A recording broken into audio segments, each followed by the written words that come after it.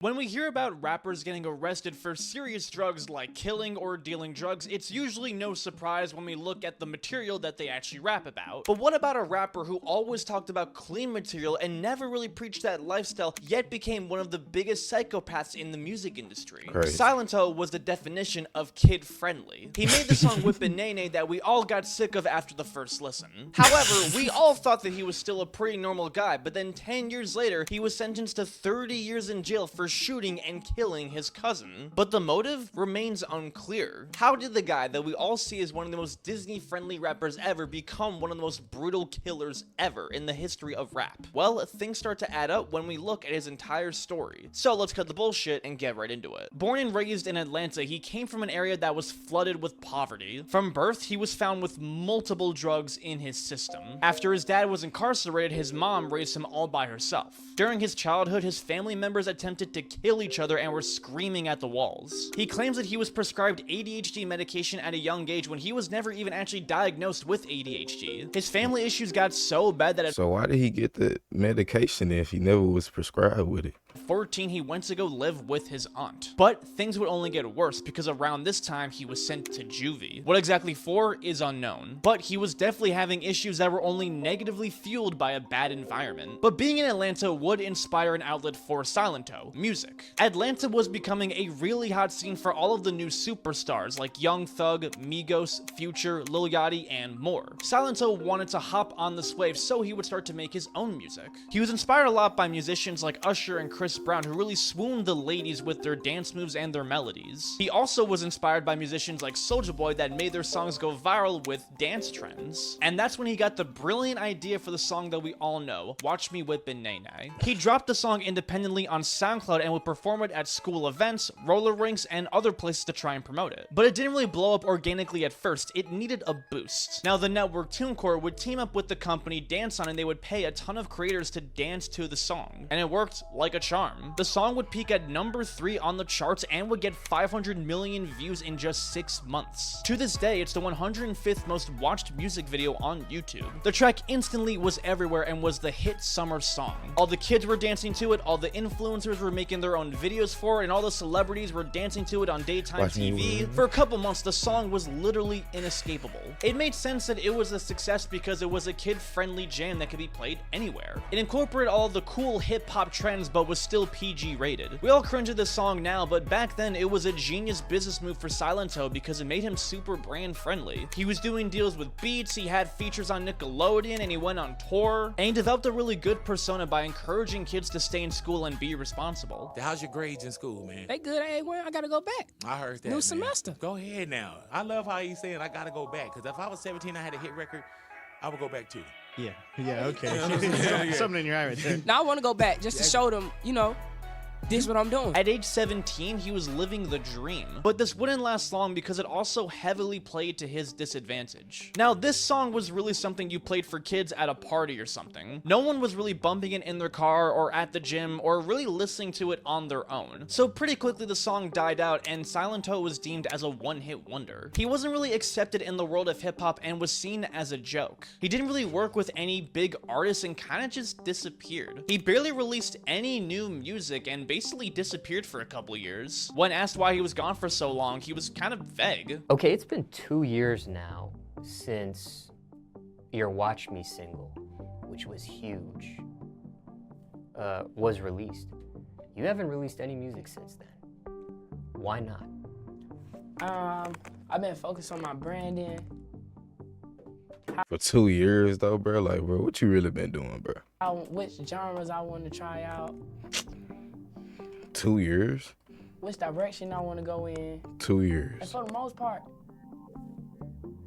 all aspects that I can earn revenue from. He would try to make a comeback in 2018 with the song Watch Me Part 2, which was a part of his mixtape Fresh Outta High School. The single and the mixtape went completely unnoticed, and considering that you never heard of it until now, That is crazy. It's facts. I never heard about it till now. completely proves my point. A critic would say that the project unintentionally feels like a slow descent into madness. And ironically, this would foreshadow his future. Behind the scenes, Silentó was struggling heavily with mental problems. Now, it's common for musicians who peaked very high and then had a very sudden crash in their career to suddenly get pretty depressed. This happened with musicians like Afro Man and Daniel Powter, who talked about the struggles of being a one-hit wonder. But with Silentó, there's a lot of factors. Now, growing up in such a rough environment like him, combined with getting a lot of success at a very young age with the pressures of fame, combined with not really getting any mental counseling whatsoever, is a recipe for failure. Now, in 2019, he would actually open up about his mental problems on the TV show The Doctors, which is a daytime TV show for medical advice. He talked about the pressures of fame, the trauma from his childhood, and how it's really difficult for people like him to speak up about mental issues. When I became famous, it was great,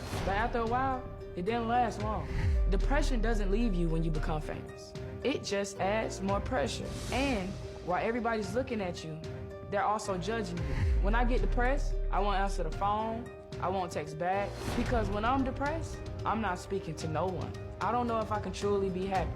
I don't know if these demons will ever go away.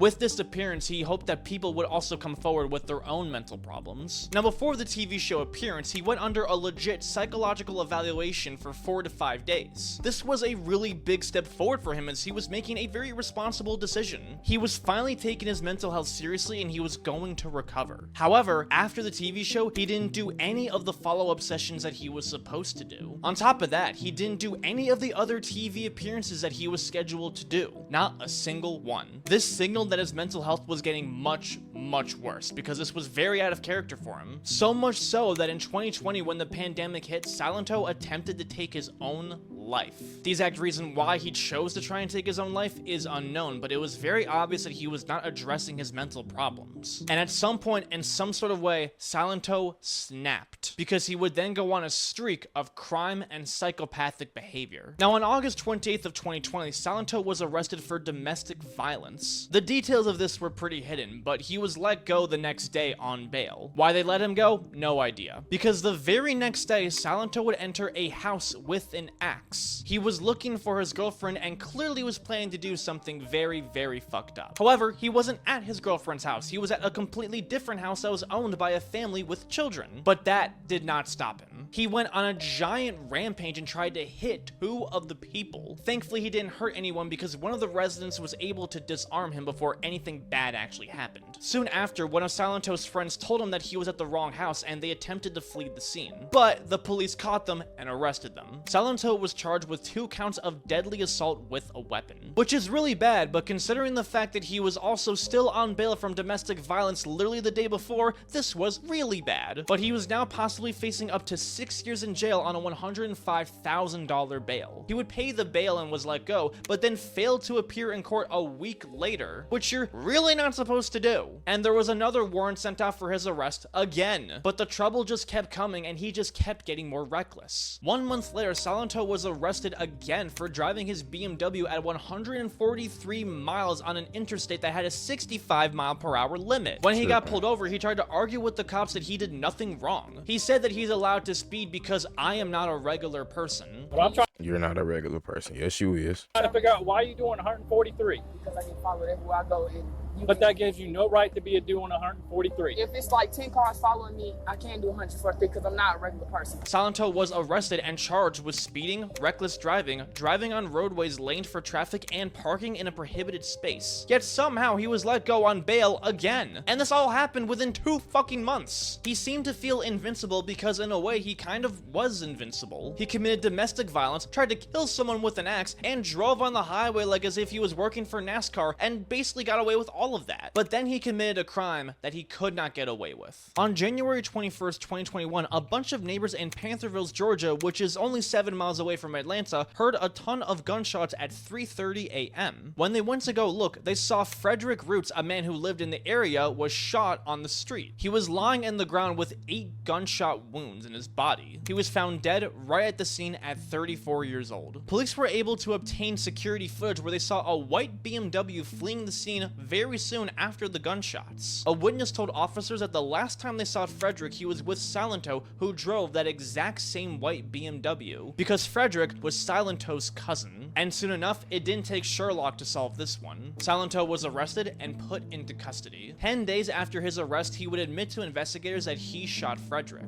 When this happened, it made news everywhere. Silentó's publicist desperately tried to de-escalate the situation by bringing sympathy to his mental issues. Over the past several years, Ricky has been suffering immensely from a series of mental health issues, but we ask in the meantime the public to uplift him and his family in immediate prayer and positive energy. Ricky is a beautiful soul, and we hope that the same people who came up whipping Beautiful soul. and naying with him continue to support him and lift We hope that the same people who came up whipping and naying with him continue to support him after his own cousin.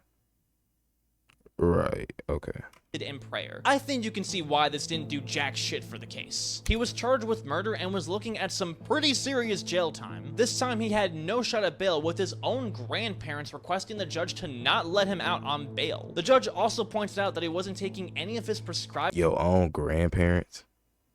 Bro, throw away the key. medications that was assumed for his mental health. Silentó was facing life in prison or possibly even the death penalty for his crimes. However, 4 years later, he did take a plea deal where he pleaded guilty to voluntary manslaughter, aggravated assault, possessing a firearm while committing a crime, and concealing the death of another. He was officially sentenced to 30 years in jail. On parole, he could come out as early as 2030 and possibly as late as 2055. Why exactly Silentó committed this crime or any other crime is really unclear. He admitted to murdering his cousin but gave no motive why, and investigators still never really found the direct reason. It's also unclear why he tried to slice his girlfriend with an axe. But one thing's for sure is that Silentó suffered from some pretty insane mental health issues that he really should have addressed before. With all of the things that he was pressured to do at such a young age, it's no wonder why he went off the rails. But at the same time, it's also his fault for not taking the proper protocol for addressing his mental health when he had so many opportunities to do so. And as a result, other people had to suffer for it. In pleading guilty, Silentó also pleaded to mentally ill, so the prison will be required to treat him mentally for his issues while in prison. Hopefully,